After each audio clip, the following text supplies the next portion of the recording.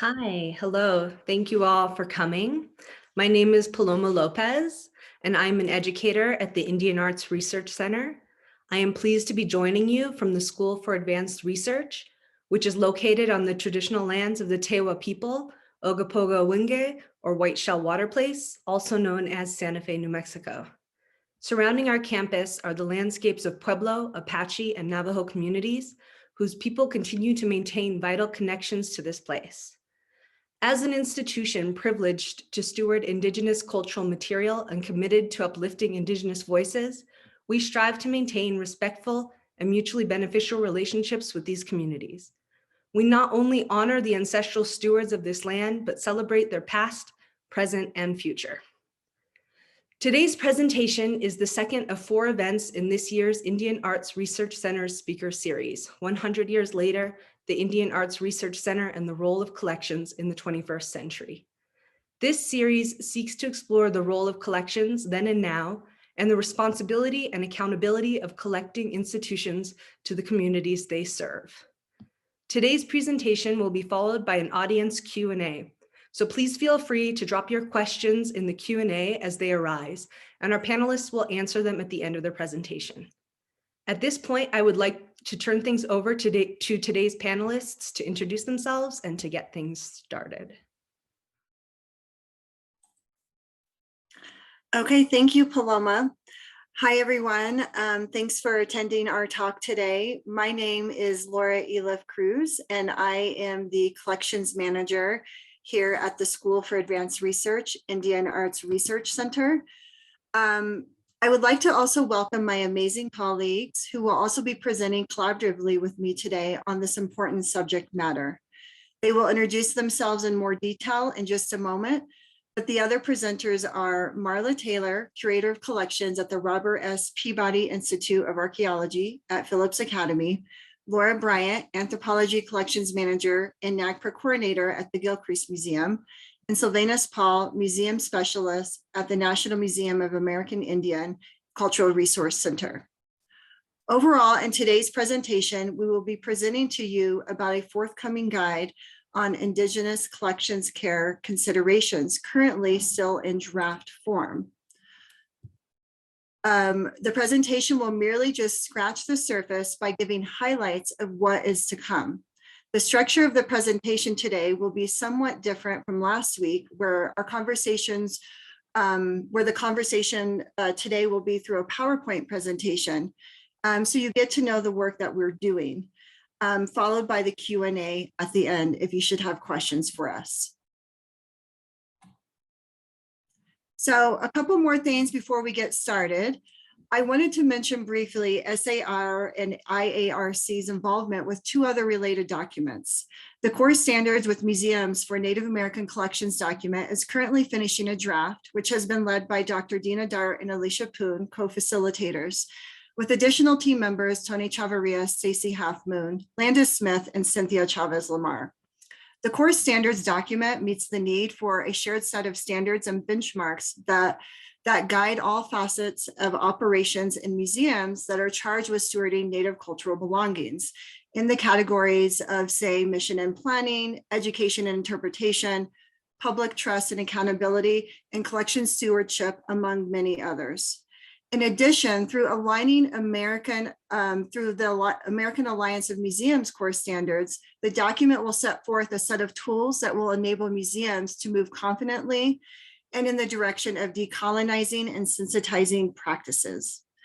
The ICC considerations presented today will be a complementary guide to this document. In addition, the guidelines for collaboration were developed over a 3-year period of collaboration between Native and non-Native museum professionals, cultural leaders, and artists.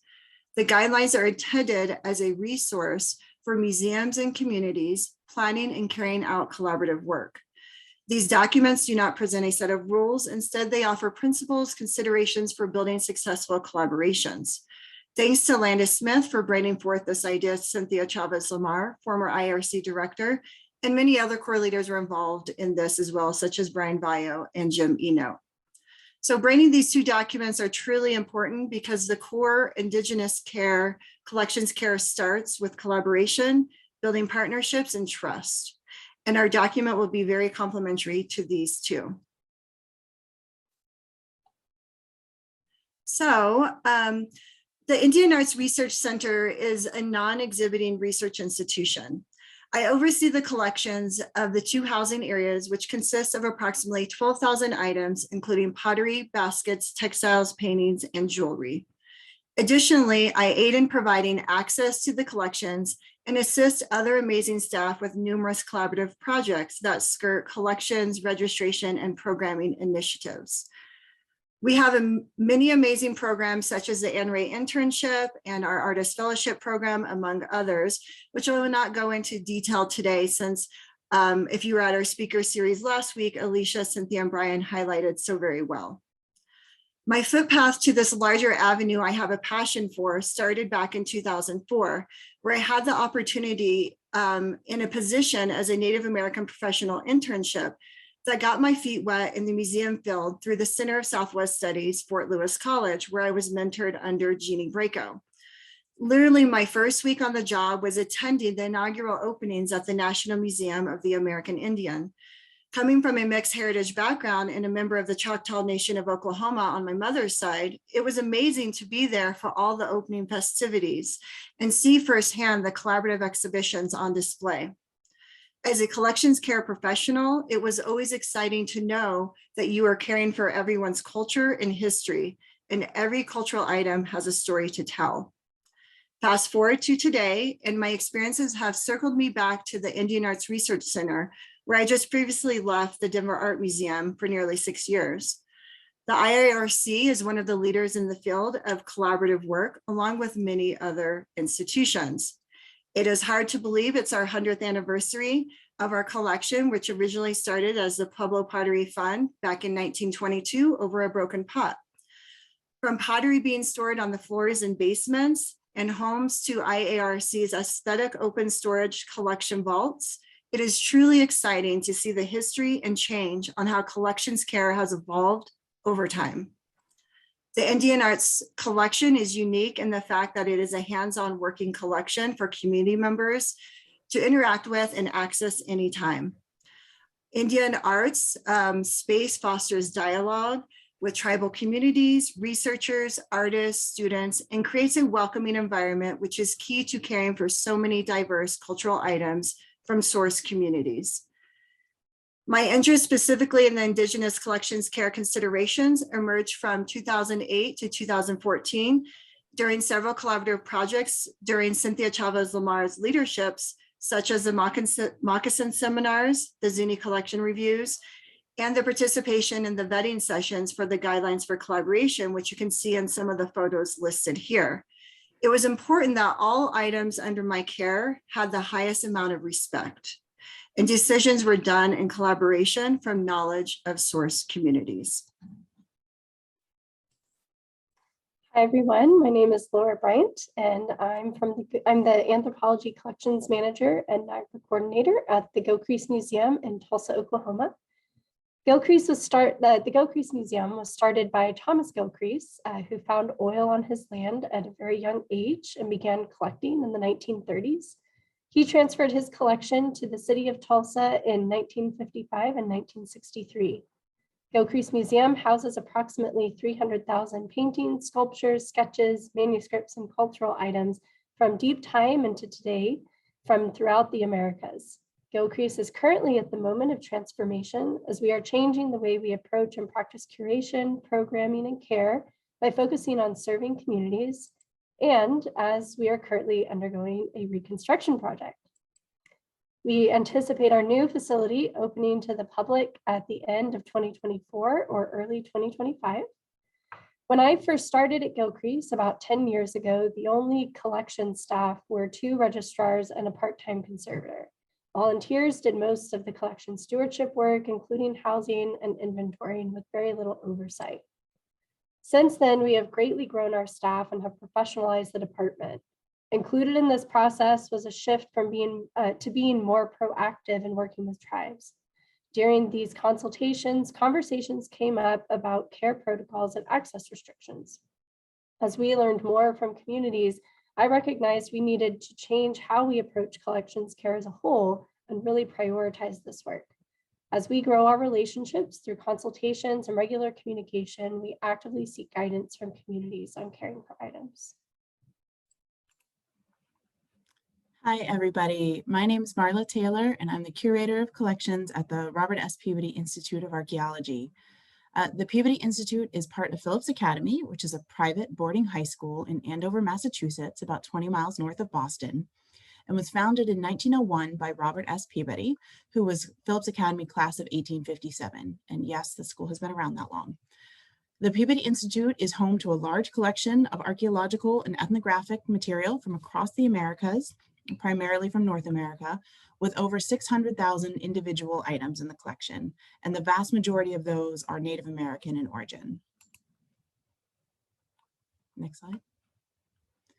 The Peabody is united around the concepts of stewardship and education.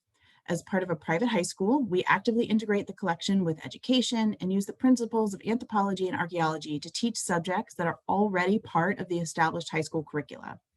But all of that really rests on utilizing the collection and teaching through the lens of appropriate stewardship. So I first started at the Peabody Institute nearly 14 years ago at this point, and I was part of a small team of two that was managing the collection that had been amassed over 100 years, but had never been fully processed or cataloged. And we just were picking our way through small collections. Now, over my time, my role at the institution has grown and shifted, and I was able to take more ownership of how the collection was housed and treated. I became aware that while the approach that we had to collection stewardship at the Institute was what I had been taught to do in my museum studies classes and matched my archaeological training, there was definitely a gap between museum best practices and what the tribal communities I was talking to seemed to want. So in the past few years, we've worked here at the Peabody to complete a full physical inventory of the collection, implement a research policy that requires consultation before there's any access to the collection, and we've moved toward incorporating tribal care requests as well. My name is Sylvanus.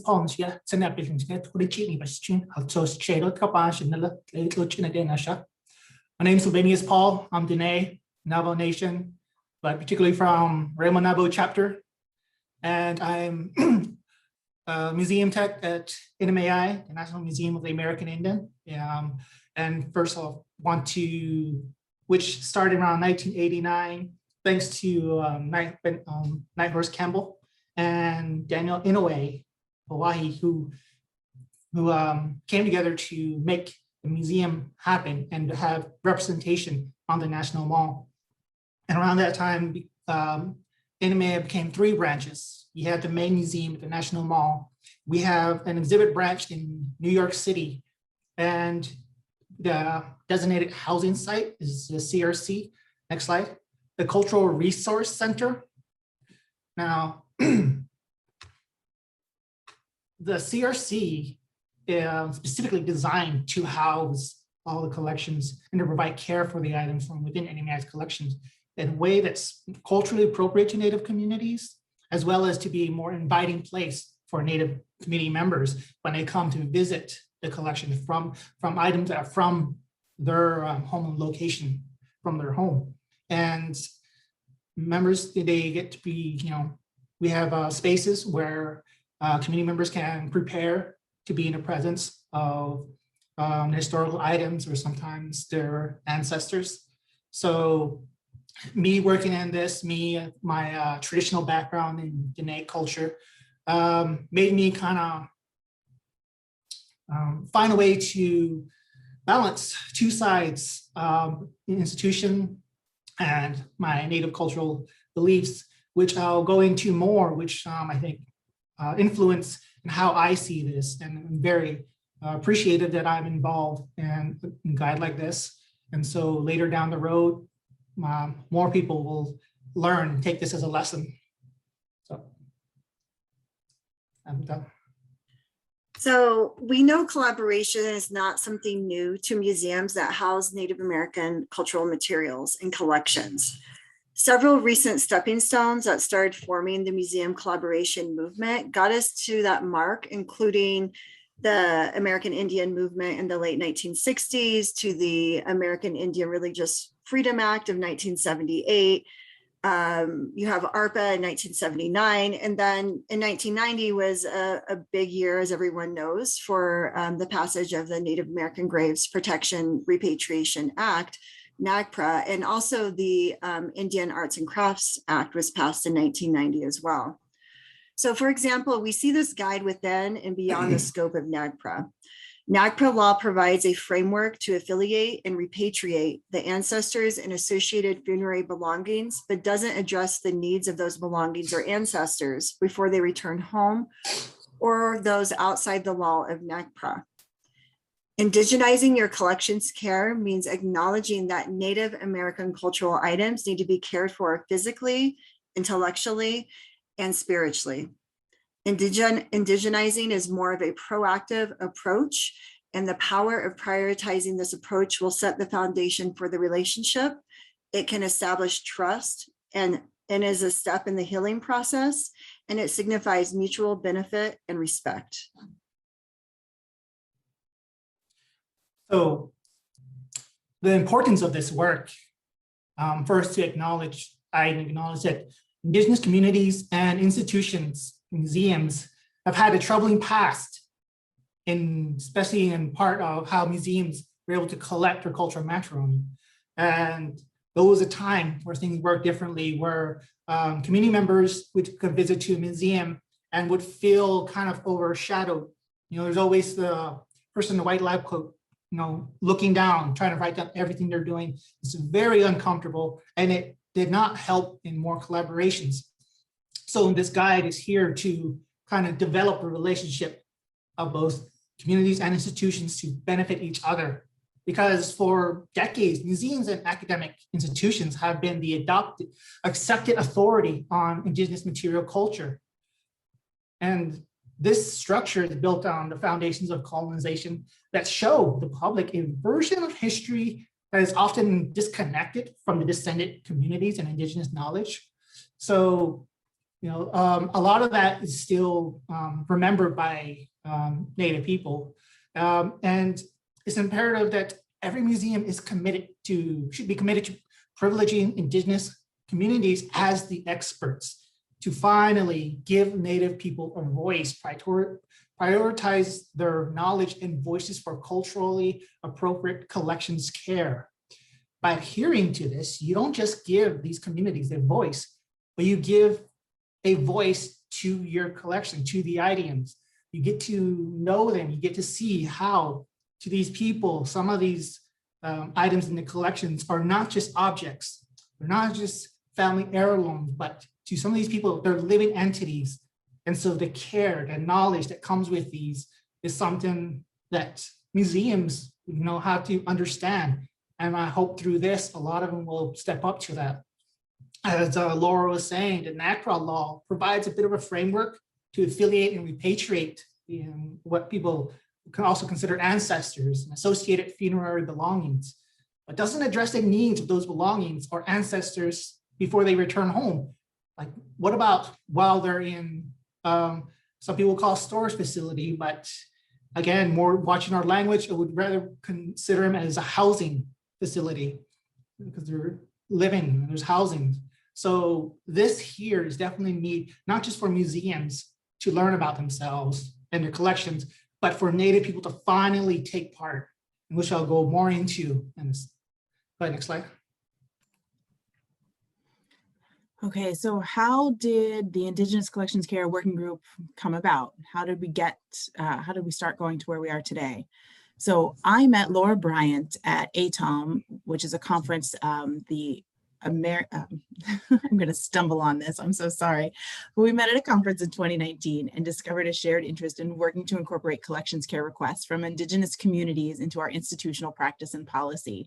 So our institutions had different needs and frameworks for this work, but we had that common goal. And so then we independently looked for examples of policies out there in the museum world and reached out to some of our colleagues and contacts and discovered that there were relatively few, if any, actual policies at institutions we had spoken to.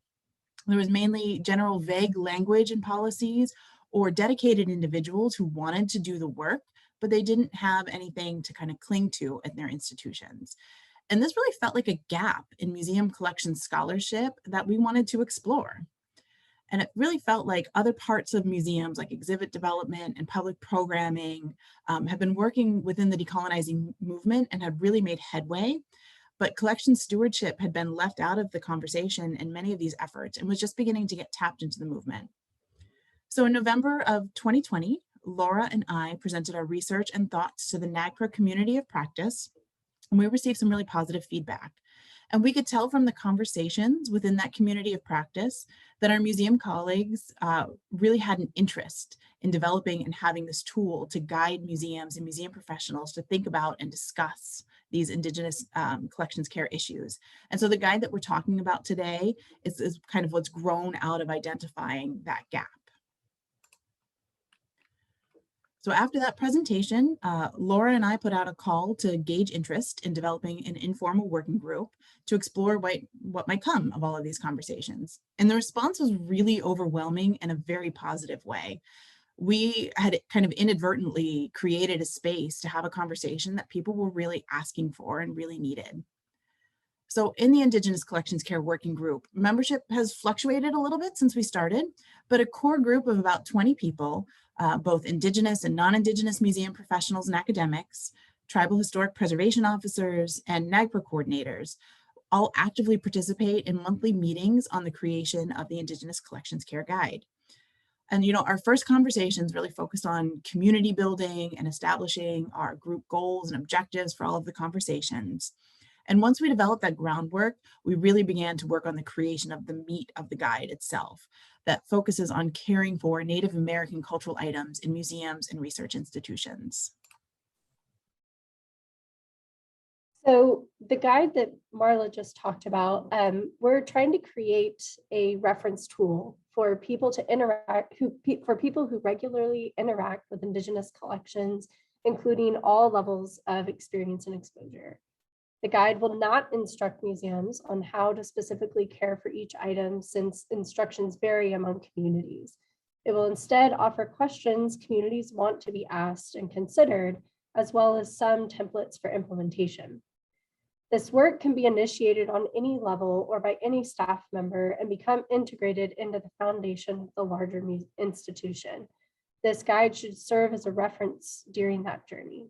This guide does not replace consultation. Instead, it is meant to guide those conversations by providing a framework for topics to discuss during consultation.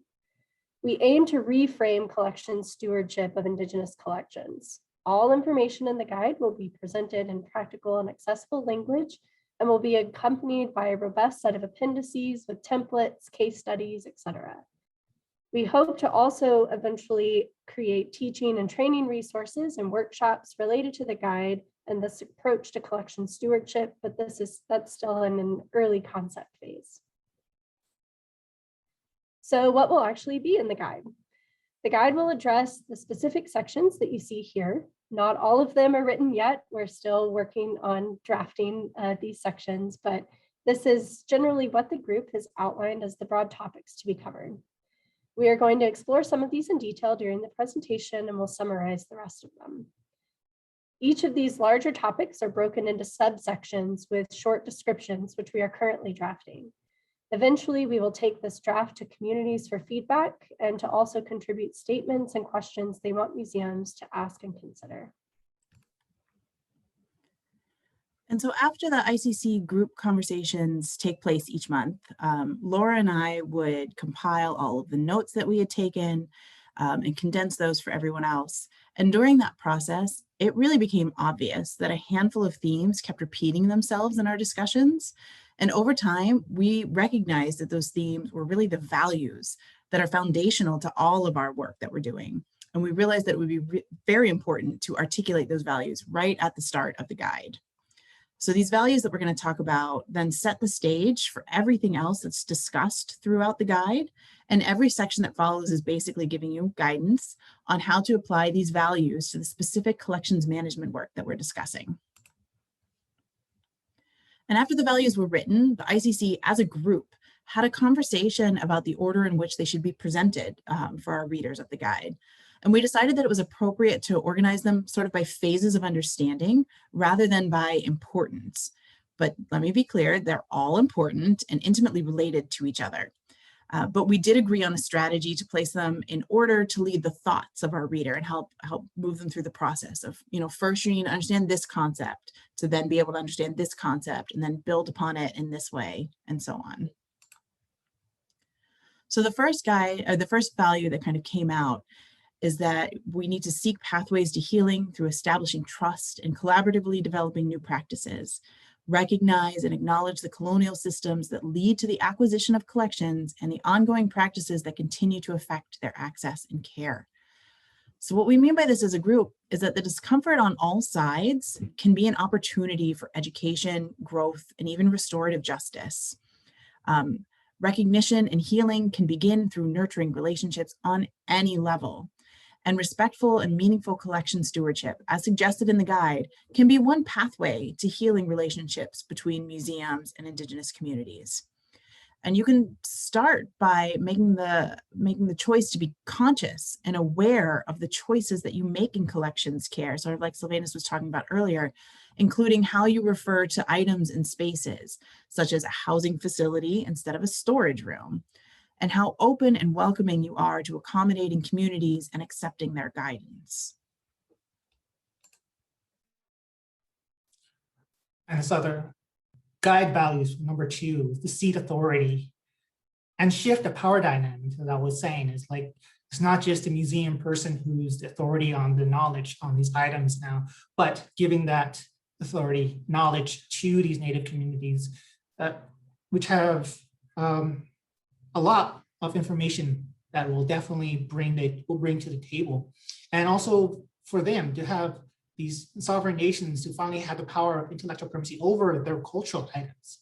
There are so many cultural items that may need specific instructions on how to be housed, what names of certain items are not to be continued due to historical ignorance, but rather use the appropriate cultural name for an item. More of them power kind of allows them to kind of help update sort of our phrases for certain things. Go to the next slide. And for the guide of values to prioritize Indigenous knowledge and ways of knowing and redefining the concept of expert, which I was saying is, for years, academics were seen, as experts over the Indigenous people, but now acknowledging and inviting them, they get to share vast amount of information that no one else would have. And this includes stories, oral histories, and oral traditions.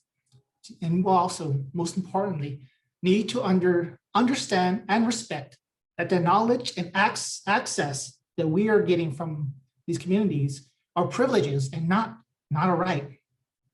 But next slide.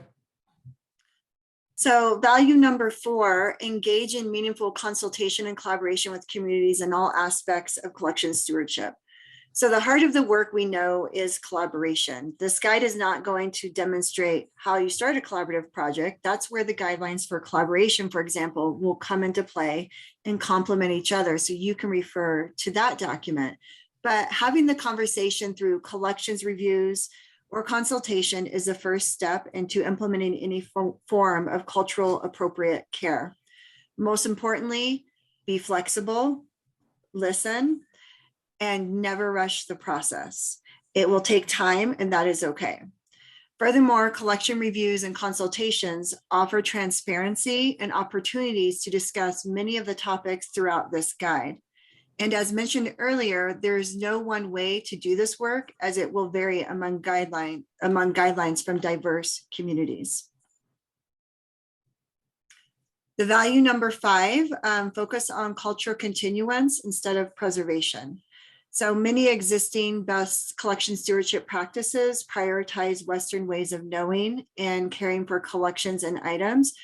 This guide will show what collections care looks like and when Native ways of knowing are prioritized. Now we'll get into some of the details and sections addressed within the guide. And we're going to start with collections management and stewardship. So collections management and stewardship is one of the larger sections of the guide and encompasses the foundations of working with collections. Some of the bigger topics in this section include handling protocols, conservation, and labeling practices. Once we jumped into some of these topics, we realized many of them were fairly complicated and needed some subsections to fully explore all of the issues. Next, we are going to show you some of the examples of what has been drafted as part of the guide. These are all still draft statements, but are relatively close to being finalized. Now, as from our museum training, we've all had our foundations of how we approach historical items. With gloves, with lab coats, we all have our techniques that we bring to working in collections. They're fundamental to our profession, but each Indigenous group may have its own standards and guidances as to who can handle or be in the presence of an ancestor or cultural or ceremonial item and under what conditions. These standards may require additional planning preparations or special conditions when working with the collections. And you'll see that a lot. And again, that's part of the learning process. But always, when you're with Indigenous people, be aware of the connection each community has with an object or cultural material. To touch a historical item is a divine connection for Native people. Be aware of the importance of tradition is between the descendant and the related historical item. As you can see here, as I have shared about the importance of touch, please be aware of experience that's happening in front of you. I mean, to use gloves or not to use gloves. Part of the care is handling the pieces, and many communities may need to handle pieces without a standard glove requirement. Even with the traditional background like me, I wear gloves as a steward for the collection, the institutional part of me, because I have the utmost respect for that connection one has when they're in the presence of their ancestor or historical item. To Native people, these items are considered, again, as I have said, living entities. So their cultural protocols are very personal to them and may differ to what we are used to. But out of this experience, the labels, one thing that is very important, especially for not just for continuing community visitors, but for people who work around these items as well. We have items identification labels that establish, kind of baseline knowledge for all the interactions with them. These labels should, they'll contain more of what the community calls them, and maybe even the correct spelling. Or then there's labels that will have specific instructions on handling and access restrictions. And those should be clearly labeled and established in institutional integrated system. This could also be used to label shelving aisles and rooms, which I personally have been trying on my own. There were old labels where they still considered us Southwest Indians. And I tried to do my part and just change the labels into Southwest communities. And certain items where they labels will say, oh, this object is here. I'll say, again, started changing to items. But for me, in my traditional background, these labels not only have the appropriate terminology, but they also help in being aware of my surrounding and kind of not only what's the correct spelling, but what will need my presence to handle something, because there are labels that will say mail handle only to what, next slide, to what, the requirements for these. And we try to, right now, been marking them, but it's an ongoing thing. You'll update your labels, and these labels help me as a Native person, to be aware of the cultural sensitivity material around me within our collection that, like I interact differently based on my traditional teachings around certain items. And also within our collections data system called EMU, we have digital labels that inform us of any restrictions in access and handling, which helps us when a researcher may want to have access to a particular culturally sensitive item. There are items that are mail handle only, as I said before, and there are some items that should not be in public viewing. And so these help us navigate what's restricted and how something should be moved. And everyone has their own way and their so in our databases, you can see there, we instead of going over and looking for the item and then seeing it, in here, we can see it already right there. And that helps me in the long run. When someone wants to see something, I can already say, no, this is restricted. And potentially culturally sensitive, sometimes people will come and they'll be like, all right, I'm not sure, but this should, just in case, it's like put on site somewhere where people can't see it. So labeling and identifications, and especially using their tribal names. I like using Diné. I will say Navajo every once in a while because people are more familiar with that, but I like it when I see it. It's the Diné basket. Next slide.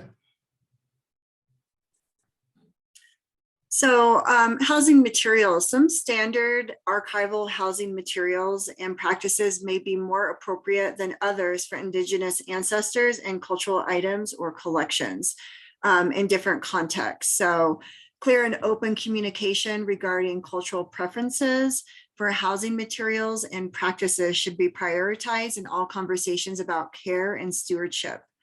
Examples of this could be using more natural and breathable materials, like you see a yucca reed here in the upper right, and some soft tyvek on the bottom right.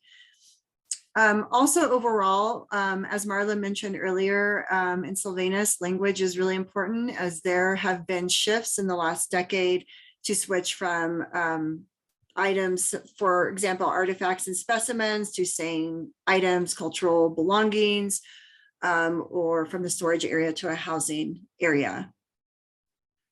And you'll see on this next slide that we have some examples of some yucca pot reens.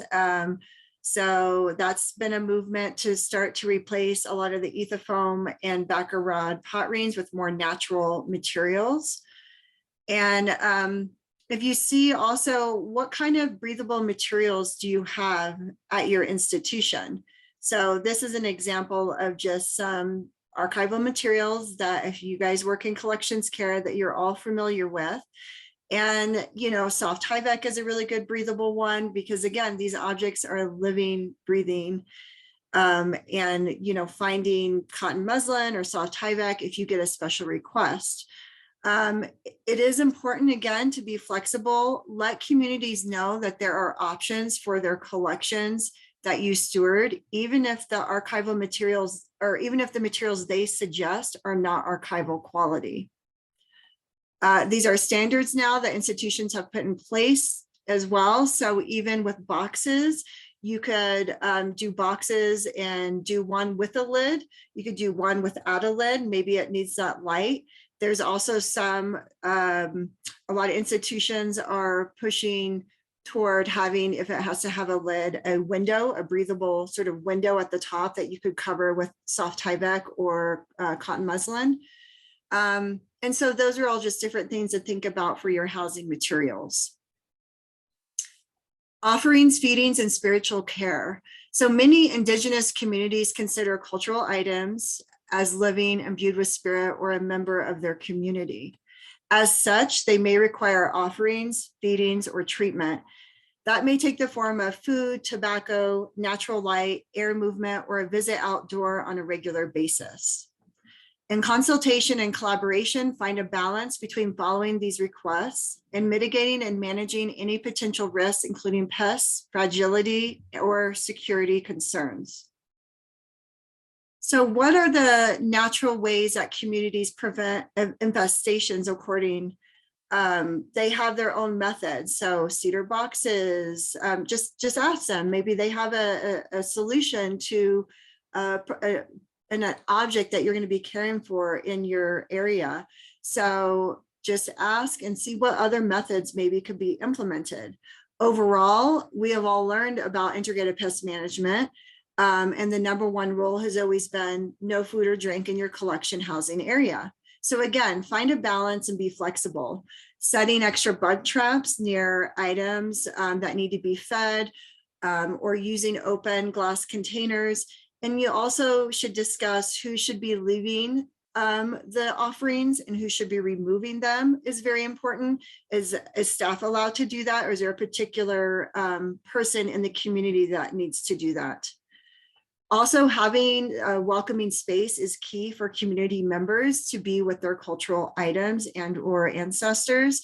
Even having private time when no staff are around, if community members request to be alone, is really important. So there's not a museum staff member staring all the time. What are you doing? You know, you're there to respect and listen and just acknowledge that maybe they need to have that private and alone time in an area as well. So do you have, you know, thinking about the space and welcoming environment, using awareness and communication to be mindful that not all community members may be able to be present in a space that houses cultural sensitive materials or ancestors is imperative.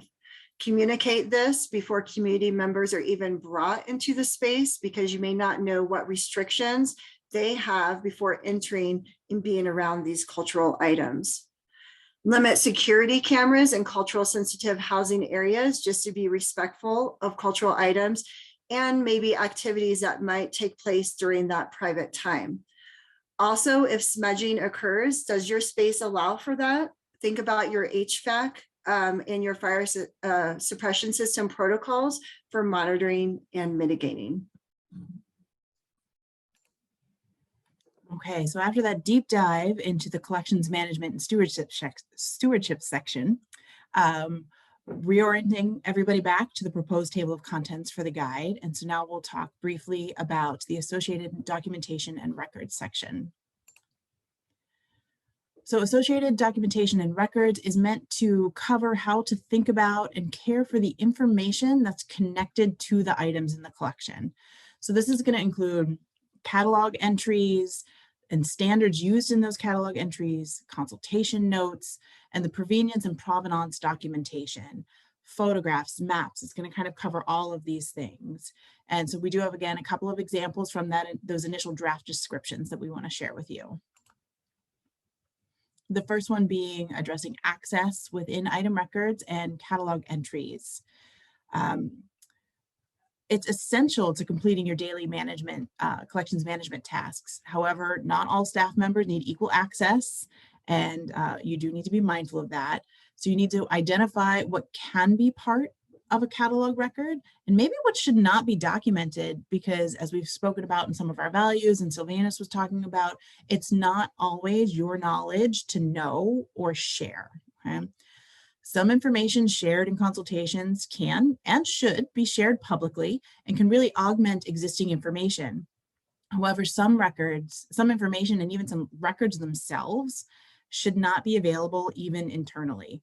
There's sometimes a lot of times there's no need for, maybe the accounting department to have access to your collections files for some reason, right? Those should be kept contained and separate. So we really want to encourage institutions to think about how can you limit access within your institutions to paper files or digital ones, select data fields or entire catalog entries. And it's something big to tackle, but it's something that institutions do need to think about. Another section within the associated documentation records are language choices and cataloging standards, specifically related to item records and catalog entries. Language choices for catalog records and feeling constrained by standard museum nomenclature are things that we as a group have given a lot of thought to and have talked a lot about. And so in the guide, we are advocating for the respectful and authorized incorporation of Indigenous ontologies, epistemologies, and taxonomies to the fundamental knowledge base about an object. It is okay to ask communities for their language and terminology preferences.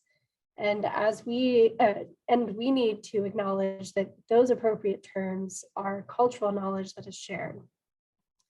A simple shift of using the community term or name for something as the primary object name and the museum nomenclature as the alternative name can be really powerful. The way the catalog record describes a piece within the museum collection sets the stage for how the institution as a whole perceives and interacts with the item. Everyone within all of the departments sees how you as the collections person have cataloged a particular item, and that gets used throughout the museum. Language is incredibly powerful, and we need to be making these choices very consciously. Beyond the sections that we have just discussed, the ICC has outlined additional areas to be covered by the guide. But we as a group have identified these broad subtopics we hope to cover, but we have not yet drafted. And so we're going to share some of the general information that we hope to address within each of these sections. So overall, many images in this presentation we are not showing out of respect and due to the sensitive nature. Images of collection items are intertwined to each other.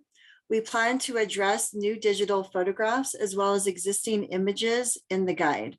Some of the points of discussion will include assuring that when you send a report, for example, being mindful about not providing or sending copies of sensitive images. Find out how they would like a report ahead of time. And so they know who would be able to view the report as well within their community, just in case they have their own restrictions. Additionally, access to images will be addressed, such as if an institution gets an image, loan, or research request, is it okay to publish that image in a book or in an online collection?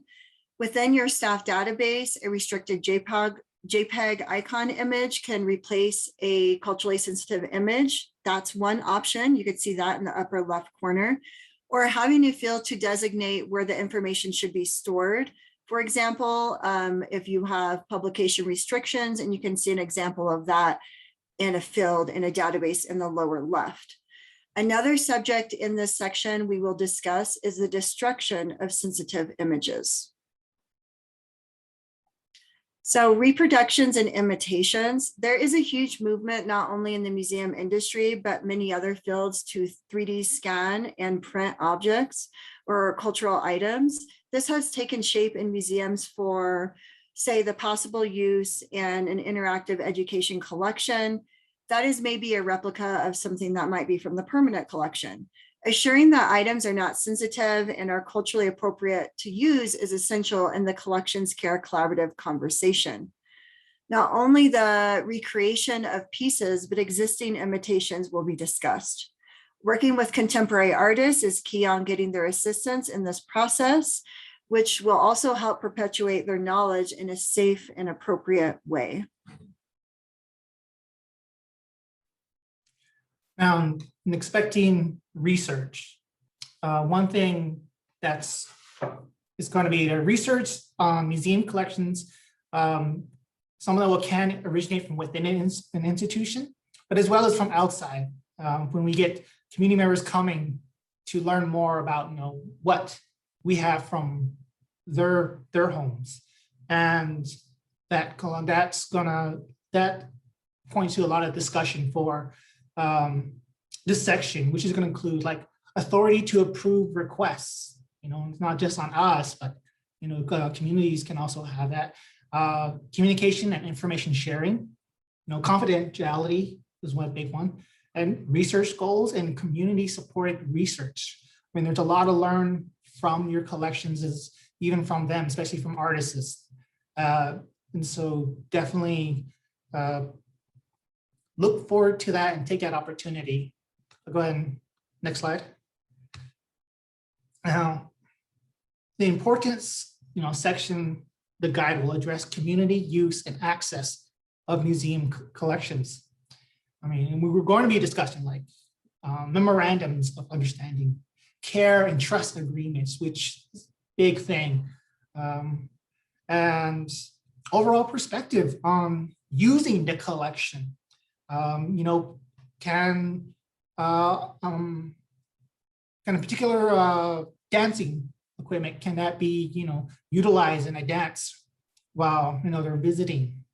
Can the community, use the material? I mean, this will also cover how to think about who has the authority to determine access within the community. I mean, this is where people from the museum will learn who has a say from within the tribe and who is the appropriate representative. And that's another thing too, is who is the person to go to if you have a question about something, or if you have some researcher who's demanding to see something, who to go to, that. And beyond those logistics, this section will also address creating a welcome and open environment to engage with Indigenous community members on these subjects. My experience in working with communities is, some museums expect people to show up at a particular time and get started on reviewing, some items that they laid out. But, these community members in our culture, you sit down, you talk, and you get that communication first instead of going right straight, into reviewing or looking at items. And there's also preparation. And you want to be somewhere, as Laura was stating, a place where they can smudge, they can prep to be in the same presence of, again, what I've said before, to some items that could be considered living entities. There's your back to that protocol. So in welcoming space for people to trust and feel comfortable to do so, and I think it would benefit both parties on both sides. Next. Okay. So one of the last sections of the guide that we're going to be writing as a group is advocacy, right? Because museums may ask, why are we doing this, right? Why are we investing in this? This is going to take time. This is going to make us do things differently. We're going to have to change things. We might have to change our fire alarms, et cetera, et cetera. Why is this worth the time?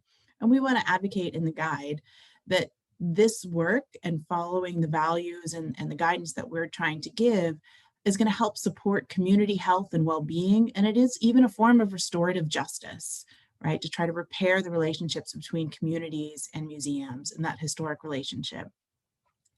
And decolonization and indigenizing work supports the full enactment of the mission of many museums as a resource for knowledge, education, and awareness.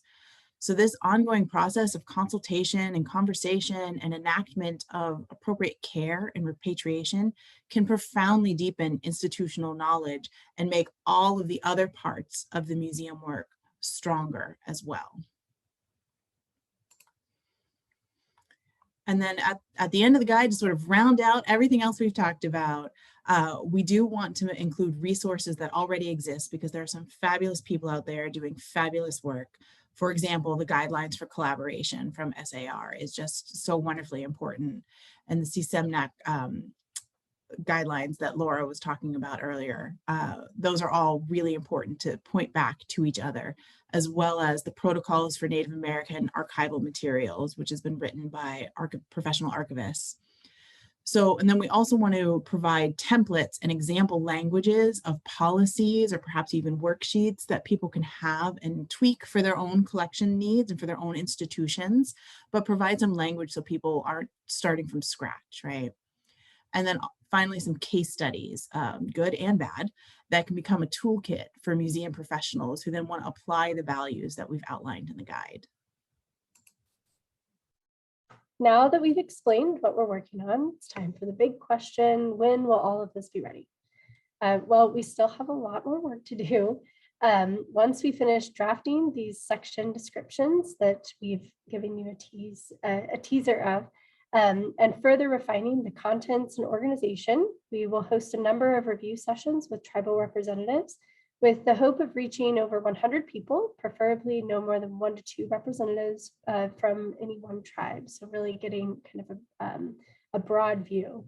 In the review sessions, we plan to not only receive feedback on the initial section descriptions and overall content, but also discuss what questions or considerations tribal representatives want museums to ask as related to each section. After we have incorporated the feedback and input from those meetings, we will host 2 review sessions with museum professionals. And in addition to these focus meetings, we plan to have an online survey to reach more people for reactions and more general feedback. When we will then give tribes another opportunity to give feedback on the final rough draft before the final edits are made and we begin disseminating the guide. We know that funding will be needed to support all of these activities, and we are in the process of exploring multiple options, so stay tuned for that. When we add a time frame to this plan, this is how we see the timeline going forward. This is of course dependent on the timing and structure of funding and is subject to change.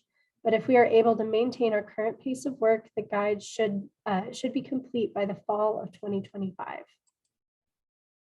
So once all of this work is done, we need to get it out there.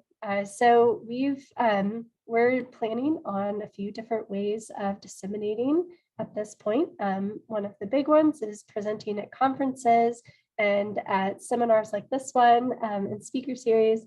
And also distributing printed copies at conferences and at other events. We will also have a website where the guide will be available for free via text and then also a PDF download. And we just have a landing page right now, and we'll share the link here in a little bit, that doesn't have any text within the guide, but at least provides some general information.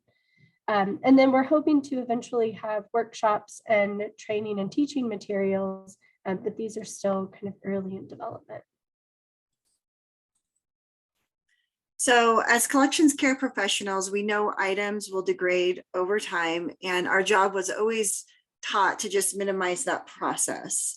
Provided by Western ways of knowing and, CCI agents of deterioration. We may have learned about environment, light, pests, etc. However, we must take a step back and say that it is okay if we can't slow down that process by changing the modes of thinking and framework. Take a deep breath. It'll be okay, pending the conversations that you have with communities. There is no universal truth to this work. Collections are the foundation of an institution.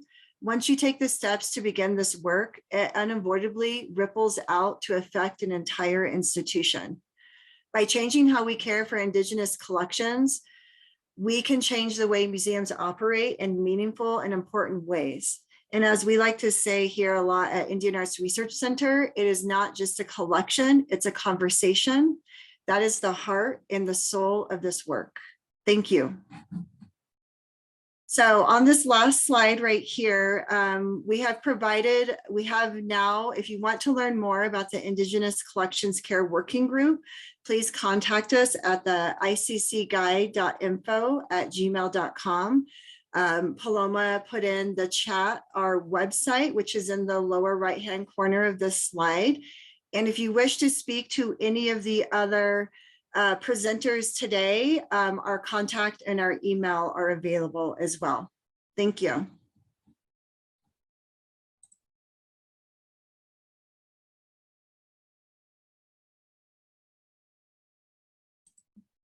So I think Paloma, if you want to, at this time, if there's any questions from the audience for any of us, we can take any questions at this time, and Paloma will go through and facilitate those. And we're happy to answer any questions that you may have.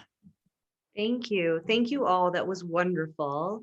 We do have a few questions in the Q&A, and I just want to remind everybody listening that if you do have a question, please drop that in the Q&A for us.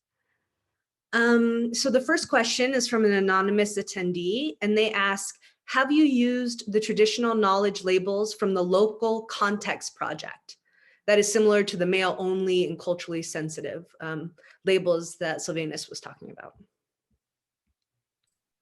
Laura Bryant, do you want to speak about this?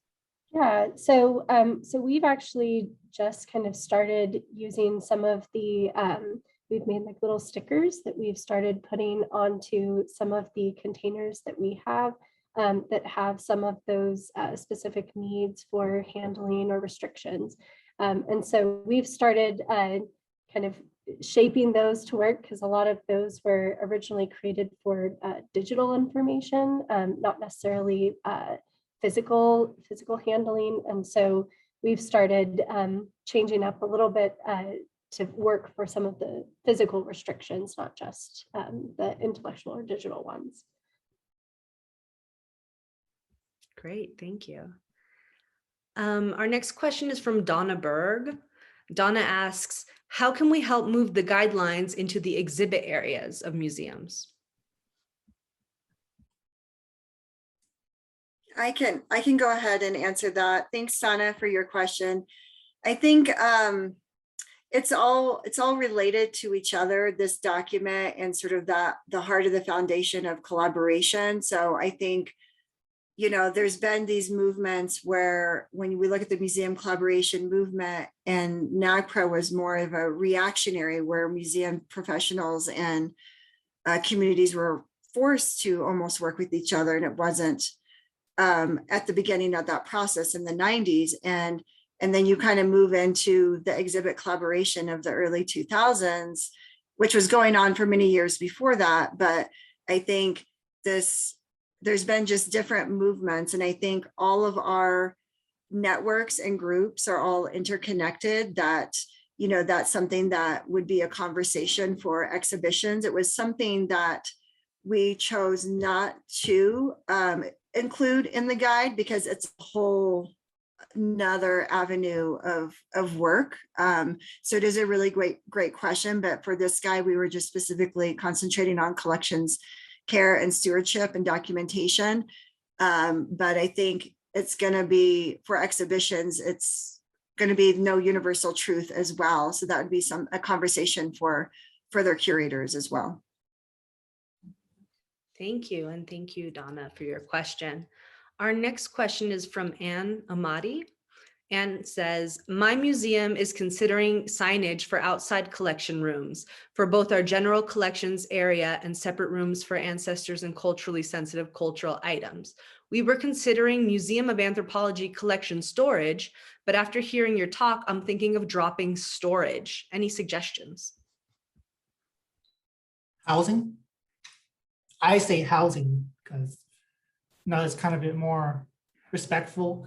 Storage is like something you're not going to use in a way.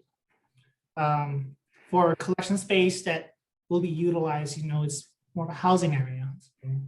So, that's personally what I say, but I agree. Yeah. Okay. Housing. All right, here's a good one. Tara Horna asks, what is the name of the guide? I don't know that we actually covered that. I would say at this point, we've been calling it the guide, the Indigenous Collections Care Guide, and that name has kind of stuck within the group. We recognize it might need a slightly more formal title when we're done with it, but that's really, we're just calling it the guide right now.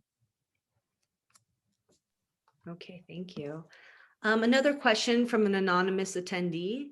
There are indigenous objects in the collection I work with that can only be handled by members of the community. We've contacted this Indigenous community and they're not interested in visiting us to help us move/handle these objects. As we're in the process of moving our collection to a new location, these objects will need to be handled and moved. Do you have any advice about how we should proceed? So I'll take that one since we just moved our entire collection. So what I would recommend, with knowing not a lot about the situation, is to try to have a conversation with that community of getting their advice for what you should do if they aren't interested in coming to move or handle the items. Ask basically, okay, how do you want us to proceed because this is happening? And kind of getting their guidance and advice on that is what I would recommend. And sometimes, depending on how far away that community is from your institution, it could be that travel is a component of that. And so having a conversation about what those barriers might be and working together on overcoming, whether that means your institution helps fund some of their travel or offset some of their costs, or something like that. Just try to determine what those barriers are and get some ideas of options from them.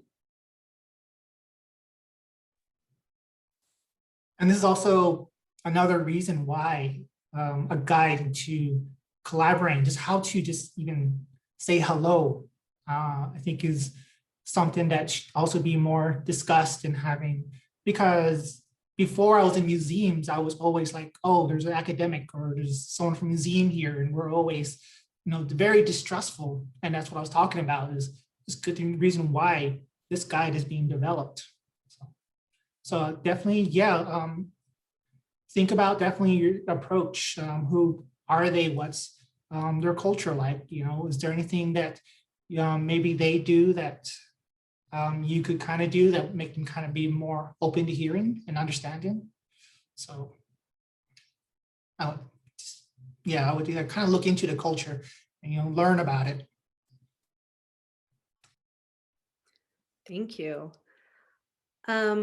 Another question from an anonymous attendee. As you started to implement some of these community practices in collections care, did you encounter any resistance from others within your institutions? And how did you approach that? I can answer that question.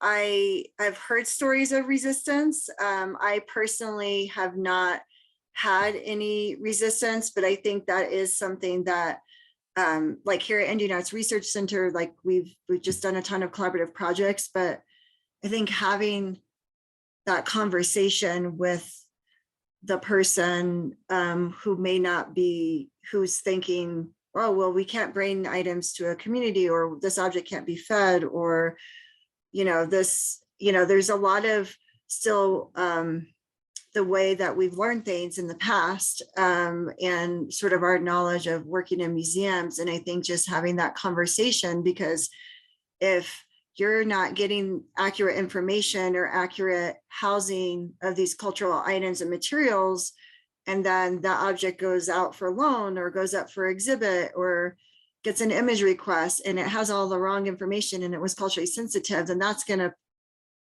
be coming back to the institution as a whole.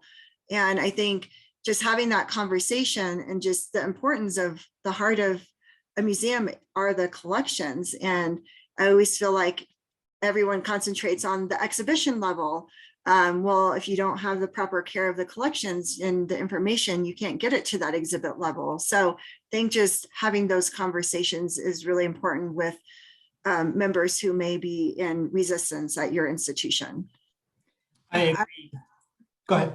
Okay, I would just build a little bit on what Laura said. I haven't really encountered resistance per se, but I've had educatable moments where, our institution is small. There's only 5 of us. I manage the collection and take care of all of that. And so people kind of have to come through me, but I can't do anything kind of completely on my own, right? So as we changed our research policy to require consultation, for example, I had to explain to our collections committee and to our advisory committee what this policy change meant and why it was a good idea. And probably the most powerful interaction that came from that was they listened to some community members who had their material represented in our collection, and they listened to what those people had to say, and instant change in the dynamic in the room. It was just a conversation and putting people in a position to listen to and be exposed to a different perspective. And suddenly everybody was on board with the change and it wasn't an issue anymore. So I think it's a matter of transparency, conversation, education, and exposing those people to the communities, because odds are they're probably removed from that community contact. And then once they realize they're just people, it's a whole lot easier.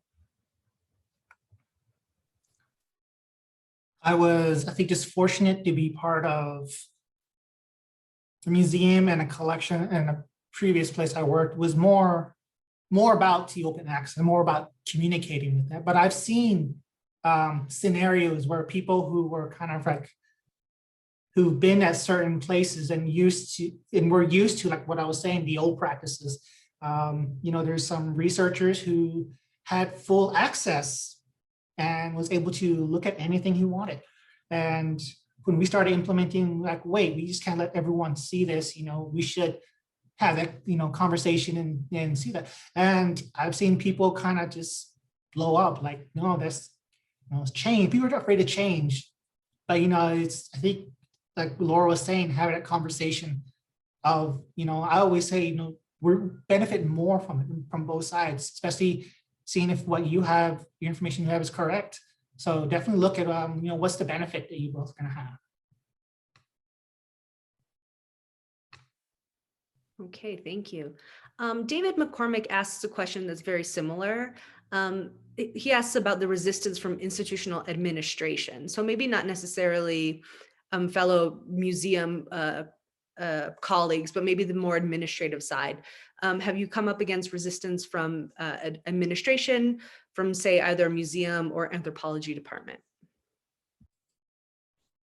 I haven't had resistance at an administrative level per se. I think the main question that I've at least heard from administration is, okay, that sounds good, but how much does it cost? And so I think that's kind of the big picture question. Consultation is not free if you do it right. And so it does have a cost to truly fully embrace this collaborative effort and work. But it doesn't mean that you can't start doing this work even on a budget or without that financial support, because just housing things in a more appropriate way and starting conversations doesn't have a huge financial impact. Often a lot of the materials that you might be asked to use for housing some of these items are what you already use in your practice. It's just making a conscious choice of this particular one over this. And so some of this work you can initiate without any financial buy-in from your administration or in addition to your department.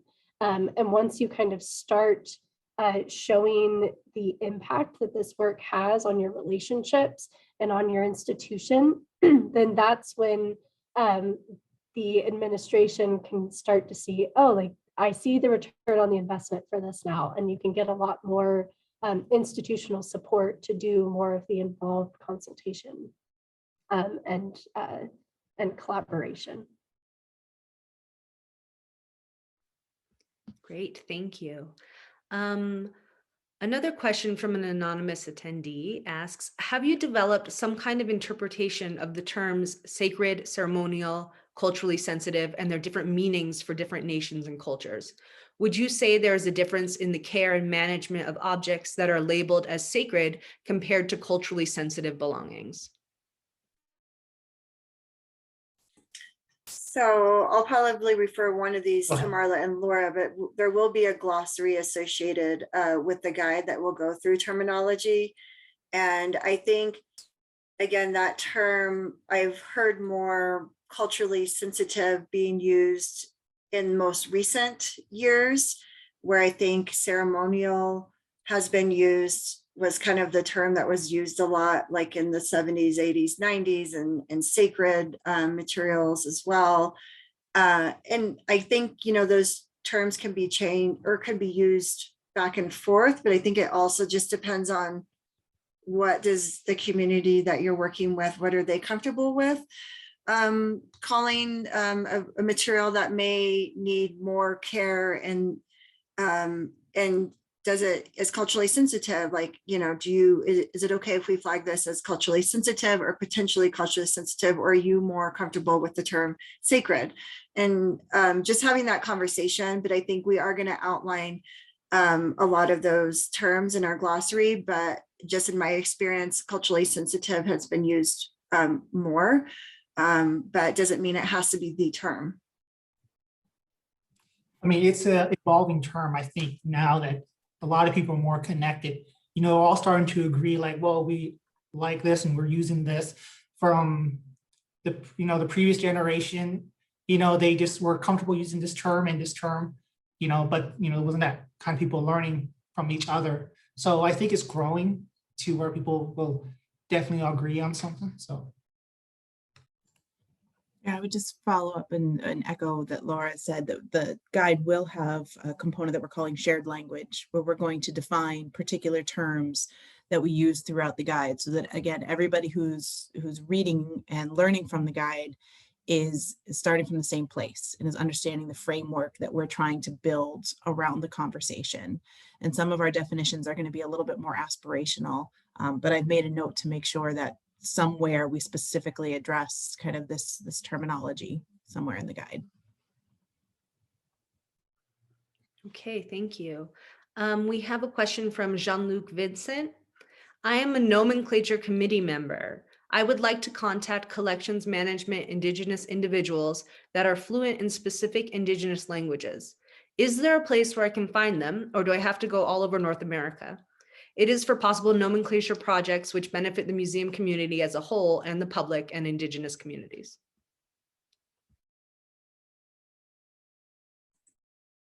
That's an excellent comment and question. I feel like there's no one, it might be yes, all over the country, but that's, I think what we're trying to streamline is like getting a community group that is working with Indigenous collections. And maybe we would have a better contact where we would have an email listserv, or we would have, a private group that you would be able to contact. But to my existence, that does, to my knowledge, I mean, it does not exist. But maybe other panelists have other suggestions.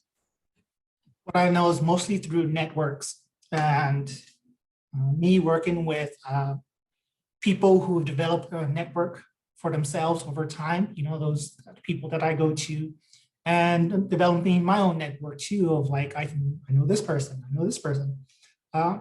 yeah, I think it's just kind of old school, just look into who would know, look into tribal museums and see the tribal museums and cultural centers, they may have their own network to be able to help you out, kind of seek that out and tell them I'm doing this, would you know of anyone? So yeah, and I've seen comments about the Historic Preservation Office. Of course, that's always a go-to, but I don't think there's one, your cultural language programs within the community, your historic preservation programs, NAGPRA coordinators and positions. But, it is kind of a hodgepodge of going to several different areas to get sort of that information. But that's something that, if we get this core group sort of all together and organized, that we, would love to reach out to you and send any information once we, find out a little bit more. Okay, thank you. Bruce Ernhoft has a comment, I think, a suggestion for the question that asked about the use of the term storage. Bruce asks, might temporary resting place be appropriate rather than storage?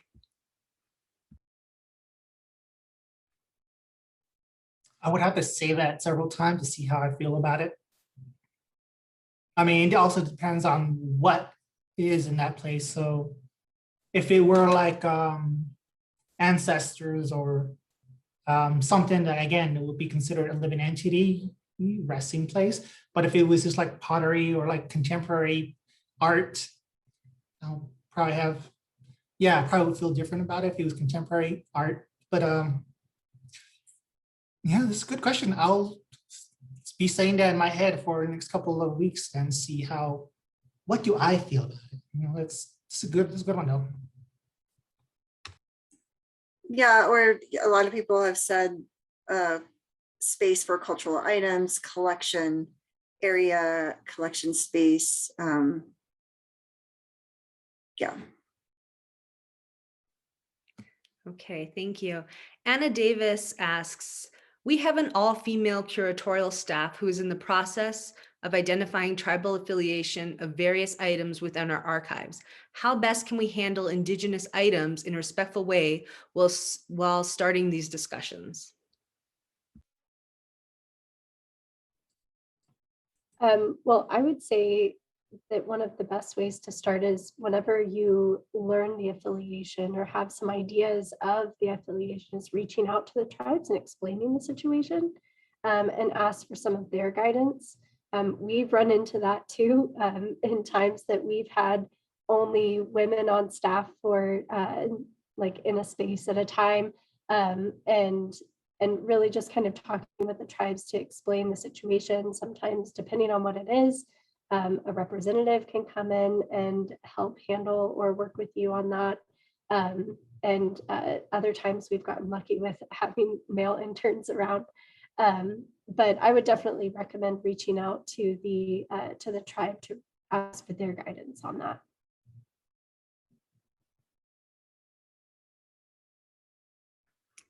Okay, and we have one last question. I think it's a good one to end on, and from an anonymous attendee. Do you have further suggestions for developing cross collections baseline standards within a global collection with nations and tribal communities with various and sometimes contradictory wishes?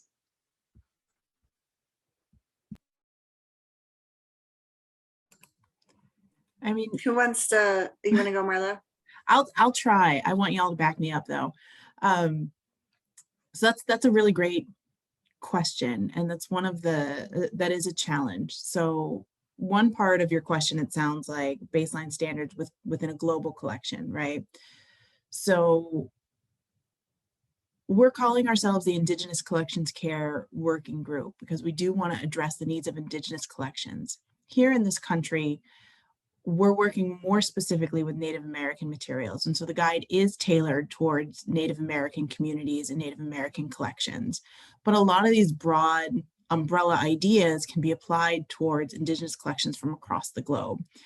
Largely those values, again, right, of kind of ceding authority as yourself as the expert, thoughtful collaboration and consultation to identify what actually is appropriate, not projecting your own standards upon them.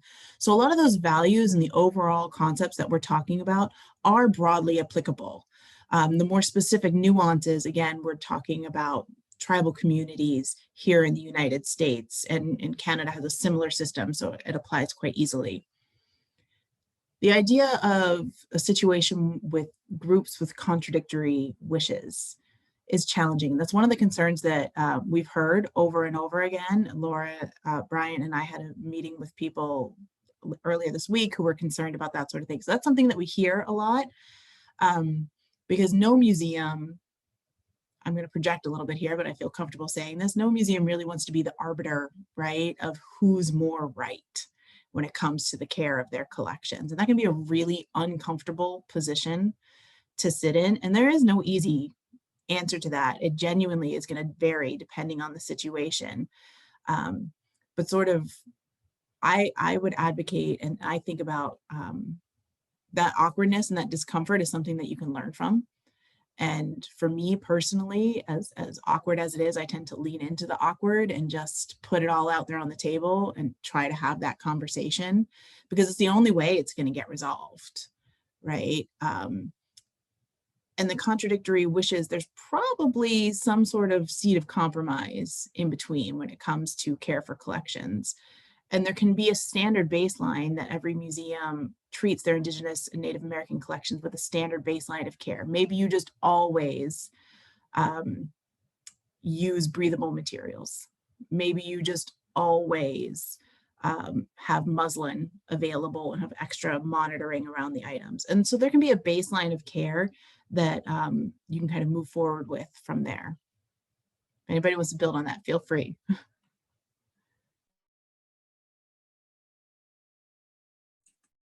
No, I'm good. Thank you, Marla. I totally agree. And it was a good way to answer that question. It's challenging, but yeah, there's different foundational principles that can be applied, I think. And it's just having that conversation. I think that's an important part, is having that conversation.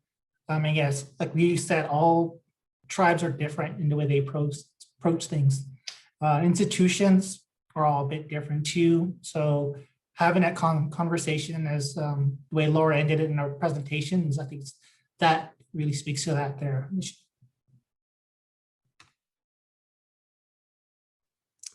Okay, well, I think it's about time to wrap up. If you have anything else you'd like to say, now's the time. Otherwise, I would just like to thank you all for a wonderful presentation and for everybody in attendance for joining us today. Thank you all again for joining us. Have a good evening.